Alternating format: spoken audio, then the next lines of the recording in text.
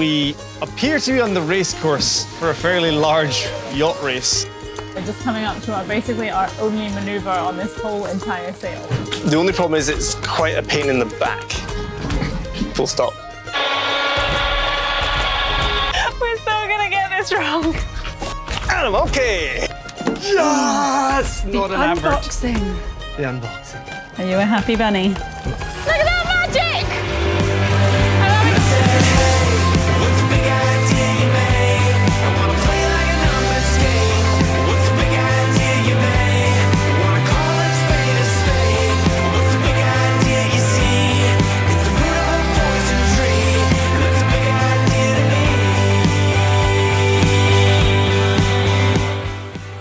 Last time on Red Seas, we cleaned our hulls for the first time since we put on coppercoat. We got lost in Martinique's capital city and did our best to soak in some culture. Then we set sail again on a journey that some would consider less than practical, heading 300 nautical miles north just to collect some post. We're pretty sure it'll be worth it though.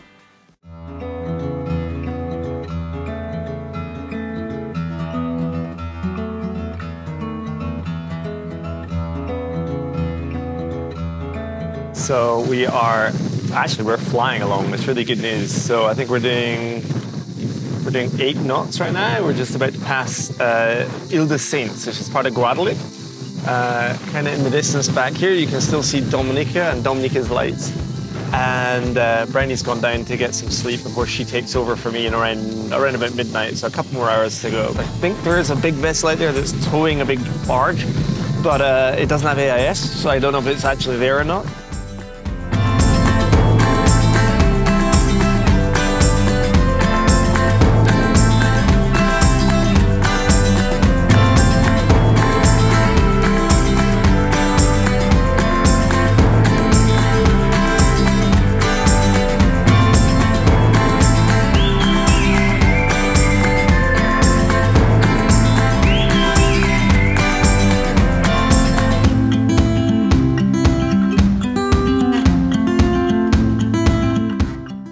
As we're passing Montserrat here, we're just coming up to basically our only manoeuvre on this whole entire sail.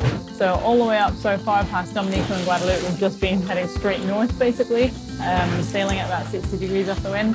And now that we're passing Montserrat, we're hopefully just going to turn the corner and sail about 90 degrees all the way to St. Martin, which should just be one long straight road.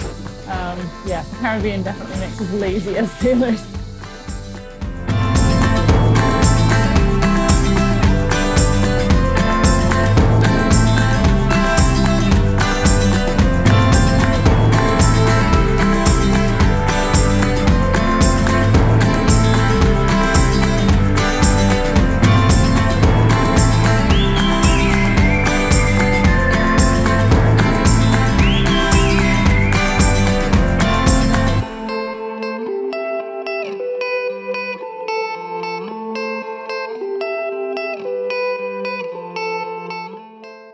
There's a lot about our journey that hasn't gone to plan. Things have broken and things have surprised us along the way, but then you get a day like this where you're just sailing along, absolutely flying on this almost calm blue ocean with the sun heading towards the horizon at the end of the afternoon, and it's just absolutely magnificent.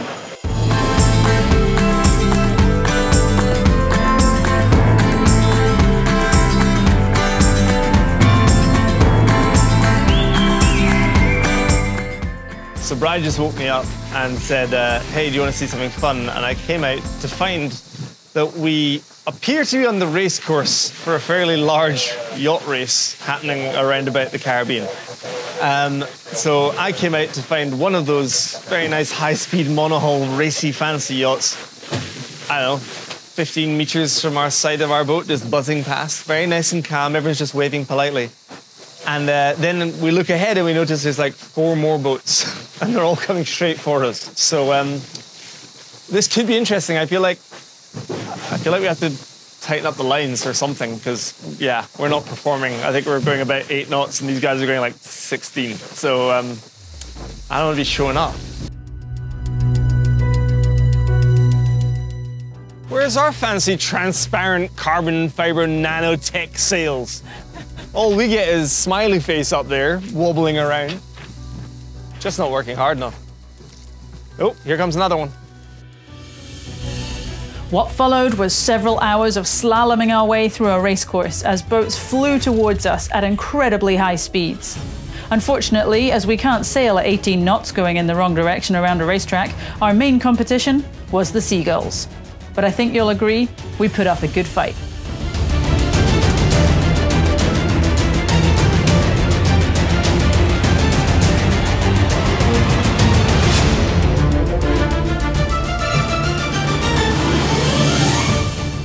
And we made it. It is 1:15 in the morning. We have just dropped the hook up in St. Martin. It's time to sleep. So judging from the excited whooping I can hear from the cockpit, I'm going to guess that there's some progress being made. What are you doing? This is ace. Okay, where do we start? So a while ago, you guys might have seen we did a video about Sing, our friend who gives a hand to make this davit system for the dinghy. And we absolutely love it. It has been amazing. The only problem is it's quite a pain in the back. Full stop. Basically, Link is quite a heavy dinghy. Yeah, everything would come back through a whole pile of lines and come back to this small, tiny, hard-working winch.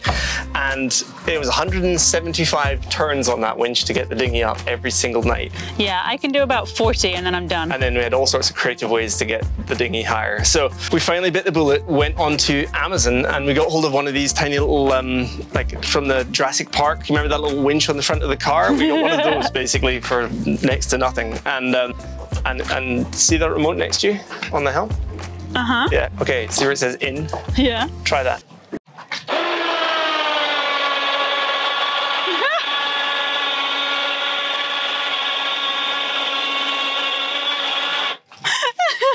Okay, down again, down again.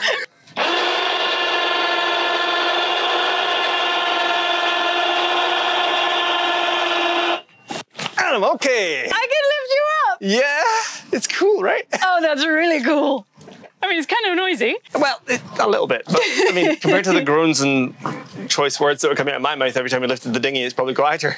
Yes, good point. More acceptable anyway. So, yeah, we now have, this is all Dyneema. You've done this wonderful bit of, what is it called again?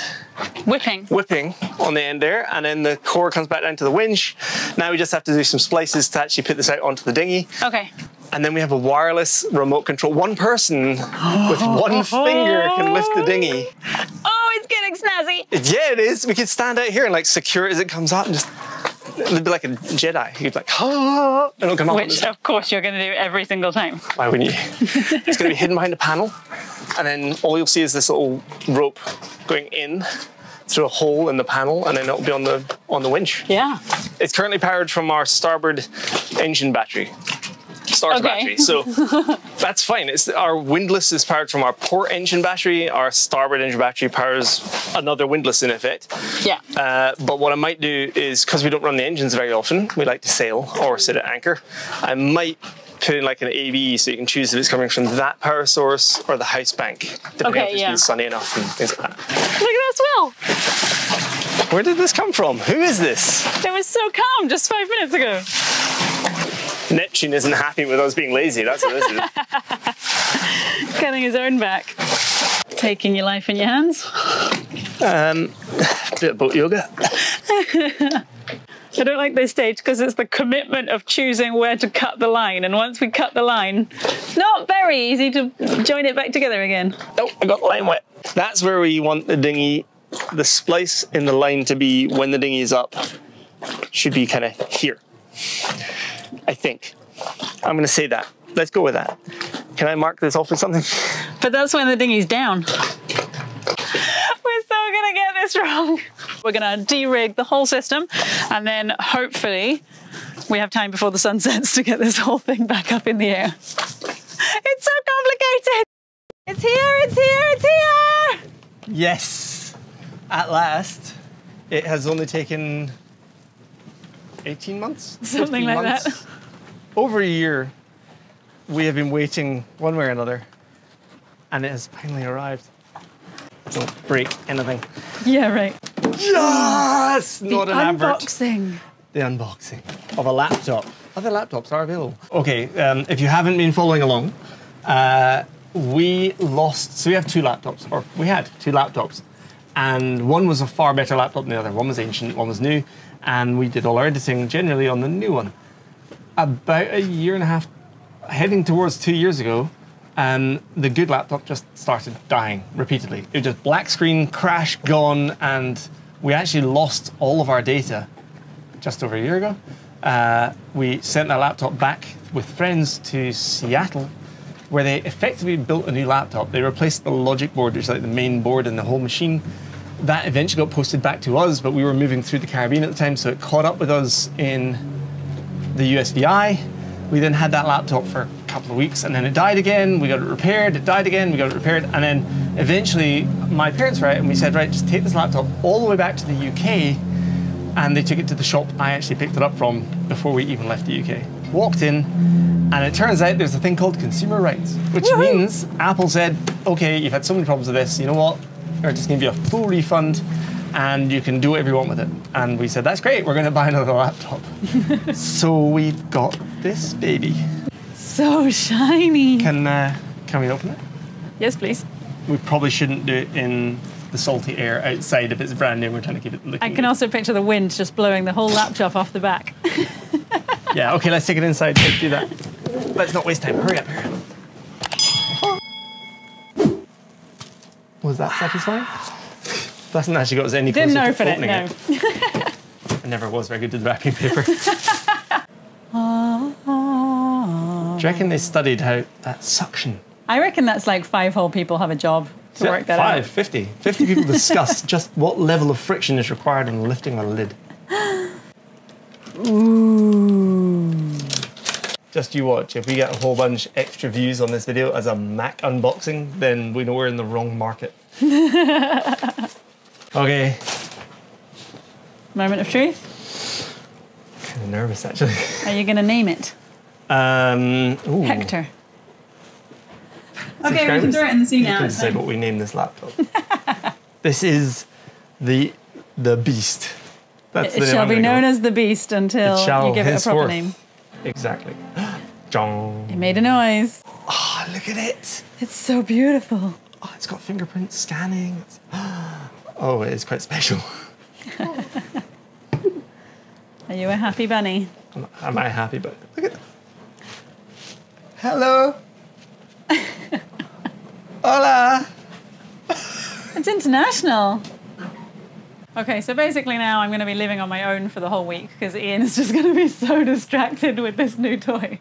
Huh? But hopefully it means that we can get on with editing so much faster and we can increase the kind of jazziness of our edits as well, because my old machine just couldn't really cope with anything other than cutting and sticking, and sometimes barely even that. But we can now kind of fire everything out and get going, and yeah, it's going to be brilliant. We can actually get on with stuff. Woohoo! We're back in the 21st century. This is huge.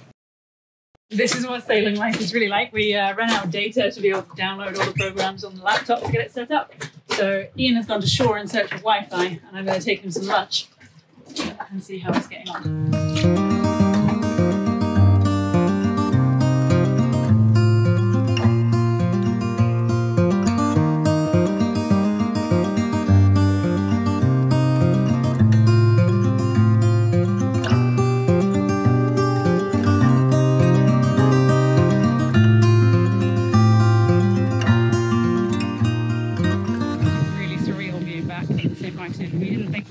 Back here, and everything feels weirdly familiar. You know, we know instantly how to settle in. We know where the grocery stores are. We recognise faces on the street. I think that might be quite comforting to some people, but I don't know. It makes me feel a bit odd. I think so much of our life is constantly on the move, always exploring new places. And when you come back to somewhere and it feels familiar, it just feels wrong. It just feels odd. But the good news is we know there's a cafe up here which A, has really fast Wi-Fi, but B, we know they're closed on Sundays and they leave their Wi-Fi turned on. So a bunch of cruisers just bring their laptops and sit on the terrace outside to get faster internet. And when you have a new laptop to set up, it becomes really, really crucial. How's it going? We're getting there. I think I may have used and abused their Wi-Fi a bit too much. I mean, this computer is just incredible. Oh yeah? I've not plugged into power the entire time I've been here. And you've been here like all day. I've been here all day and I've downloaded all the software we had on the last machine just about, I think. Probably missed a few things, but it doesn't break a sweat. This is just nuts. Get the place to yourself. Which is kind of handy. What are you actually doing? I'm just trying to put all of these like protective stickers on the case of this laptop so that we don't scratch it. But I'm a slight perfectionist. I'm trying to get everything perfectly lined up. But I did quite well with the name. Actually, that looks really cool. Because it's already etched, so oh, that's neat. Yeah, it's nice. And I'm going to blame it on the sticker manufacturer if the other bits don't line up. Of course, it wasn't me. Says the primary school teacher. Cutting and sticking. I'm trained in it. Professional. Okay, we can throw it in the sea now, it's fine. All right, we made a decision. We are committing to it and we have chopped the end of the line off. So now we need to make a massive splice and hopefully it all magically works out to be in the right place. Here comes the scary bit. So I've just managed to finally, it's just like the start of the process, but I have to pull the core out of the cover on all of the line that we've currently got going out to the dinghy and back, which is That's a lot. And I'm not really sure if I'm going to be able to do the next bit. You're just going to learn as you go. I don't understand that kind of splicing, so I'm leaving it all up to you. To get that nice finished splice is a bit of a mission, and I'm not entirely sure it's possible.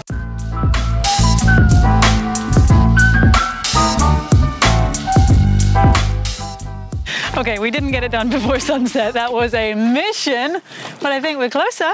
When did I start yesterday? Yesterday... About 4 in the afternoon. 4 in the afternoon. I finished at 2 in the morning. And then I got up about 9, I reckon. And I've just finished now, and I have no idea. It's quite late now. Oh, it's so cool though. It's way better than what we had. So we used to, the idea behind this is one line goes to the bow, one line goes to the stern, and we can lift the whole dinghy with a single pull.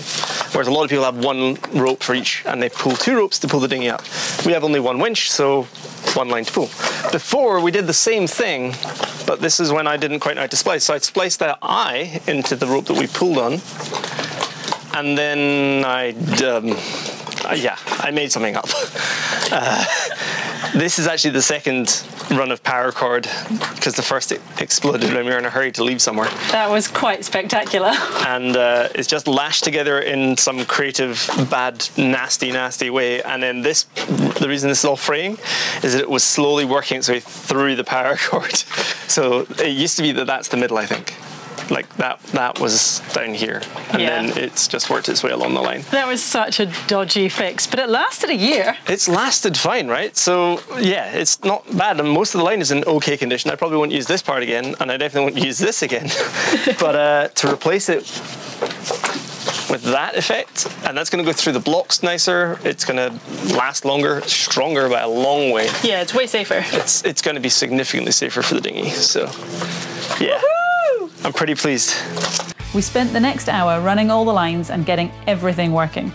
In our excitement, we tested it just a few too many times, and our starter battery, which was on its last legs, finally gave out, so we had to go and buy a new one.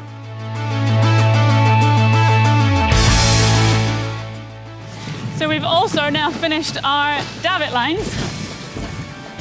So the whole process of lifting the dinghy is like super easy and simple, and even I can do it now, which I couldn't before because I wasn't strong enough. That's a big step in the right direction. Yeah, exactly. So you can just hook on here and then swing out the second line, catch it and make it look really good.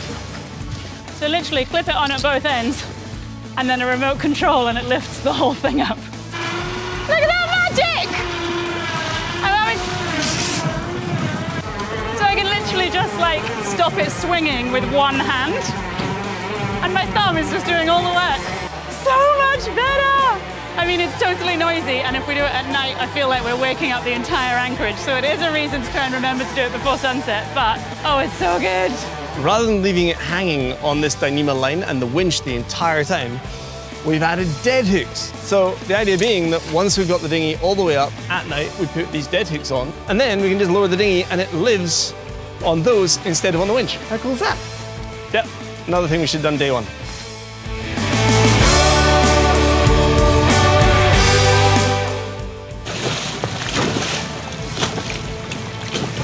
forgot to show you. I'm not going to be close enough. I'm going to have to go back and do it again. Hello again. Hello. Buongiorno. Yeah, go on. Good luck with that one. She's oh dear. Konnichiwa. Konnichiwa. Yeah, we'll go with that. That's probably right. Ciao. Ciao. Learning something new every day. Winky smiley face, cross face, jumpy face. Oh,